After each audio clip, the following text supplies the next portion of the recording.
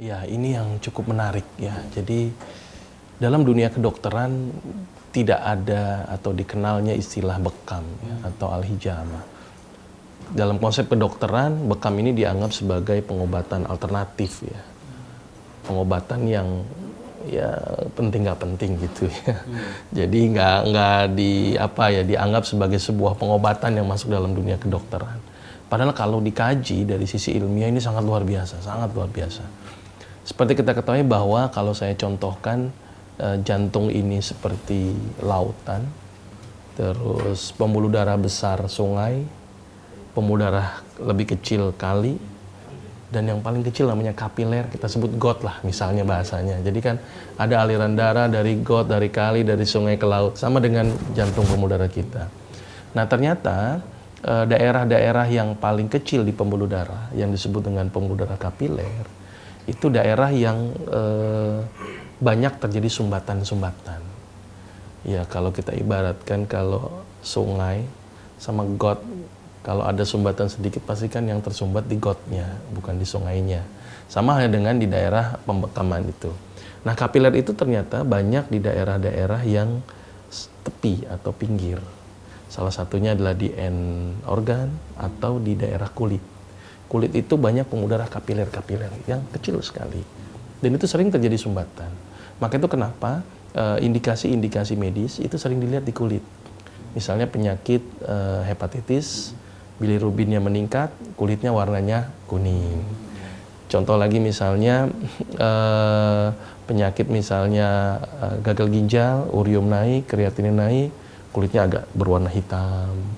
Jadi banyak kulit itu sebagai manifestasi ending akhir dari sebuah produk metabolisme tubuh.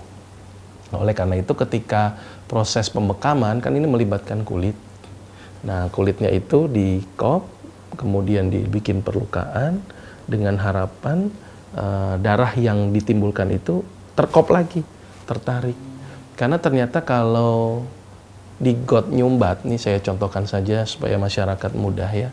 Got nyumbat disodok gampang. Tapi kalau pembuluh darah tepi kapiler nyumbat gimana nyodoknya kan gitu kan. Nah, dengan cara diluka, dikop gitu ya. Jadi sumbatan-sumbatannya ini bisa ketarik gitu ya.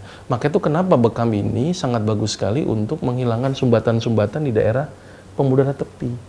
Sehingga ibaratnya kalau ujungnya nyumbat, ibarat selang air, ujungnya nyumbat, kira-kira gimana nih? Apa sih istilahnya salurannya atau selangnya? Pasti kan keras. Nah, itu yang disebut dengan kalau bahasa medisnya hipertensi. Hipertensi itu adalah kerasnya atau tingginya tekanan di dinding pembuluh darah. Nah, gimana cara menghilangkan darah tinggi? Nah, salah satunya sumbatannya dihilangkan. Maka dia akan kendor lagi.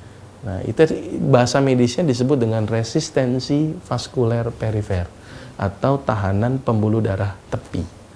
Maka itu kenapa bekam ini sangat bagus untuk mengurangi resistensi vaskuler perifer. Maka itu orang-orang yang darah tinggi, sangat bagus sekali itu dengan proses pembekaman. Karena ujungnya itu bisa, sumbatannya dihilangkan dengan ditarik.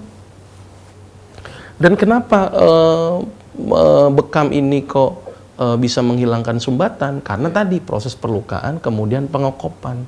Jadi akan tertarik. Dan uniknya lagi bahwa daerah-daerah yang dibekam itu daerah-daerah yang sering banyak nyumbat. Daerah mana yang sering banyak nyumbat? Daerah yang jarang sekali bergerak. Ibaratnya ada selang, kalau gerak-gerak terus kan berarti sumbatannya dirontok gitu ya. Tapi kalau nggak bergerak pasti dia akan macet di situ. Maka itu daerah-daerah yang jarang bergerak, misalnya daerah punggung. Ini kan jarang sekali bergerak ya. Kalau tangan sih nggak nyumbat lah ini ya, karena setiap hari kita bergerak. Maka itu kenapa titik-titik sunnah bekam itu banyak di daerah-daerah belakang. Ya daerah sini, daerah sini, daerah sini. Ini daerah-daerah yang paling banyak nyumbat ini. Nah, sumbatan-sumbatan yang paling sering itu apa? Yang pertama, plak. Terus pembuluh darah atau darah-darah tua yang dia nggak bisa elastis lagi sehingga dia ngendap di situ. Karena ternyata ukuran darah merah dengan pembuluh darah itu gedean darah merahnya. Tapi kenapa dia bisa lewat begini? Karena dia daya elastis. Nah, dia bisa elastis begini, gitu elastis. Tapi darah-darah tua nggak elastis lagi, dia nempel di sini, plak, nyumbat. Nah, maka itu kenapa disunahkan sebulan sekali itu karena setiap hari pasti darah itu akan mengalami proses tua. Itu sumbatan yang pertama. Belum lagi lemak, belum lagi trombus, belum lagi toksin dan sebagainya akan numpuk di situ. Itu bukan cuma darah saya yang Banyak. Kalau sudah darahnya nempel di sini ibarat got, taruhnya misalnya yang nyumbat rambut dulu, nanti nempel lagi kan, kertas, terus kemudian barang yang lain. Nah, sumbatan itu akan menyebabkan darah tidak bisa mengaliri nutrisi menuju sel. Timbullah kematian sel, ya. Maka itu kulit kita menjadi jelek, buruk dan sebagainya. Maka itu bekam ini sangat bagus untuk menghilangkan sumbatan dan melancarkan aliran darah. Itu manfaat dari sisi yang pertama bahwa ternyata bekam itu sangat bagus untuk tadi. Terus yang kedua, kalau sumbatannya itu terambil, berarti kan komponen-komponen yang tidak berguna bisa terbuang. Racunnya terbuang, trombusnya terbuang, semuanya terbuang. Maka itu kenapa bisa menurunkan zat-zat yang tidak dibutuhkan oleh tubuh, kolesterol. Maka itu kenapa bekam bisa menurunkan kolesterol, asam urat, bisa menurunkan asam urat, terus kemudian racun, bisa membuang racun. Nah, darah-darah tua ini kalau seandainya memang tidak berguna dan nyumbat, sering diolah di limpa. Nah, tapi gara-gara sudah dikeluarkan darah bekam, maka beban kerja limpa juga menjadi berkurang. Nah, ini gambaran sedikit kenapa bekam ini sangat penting.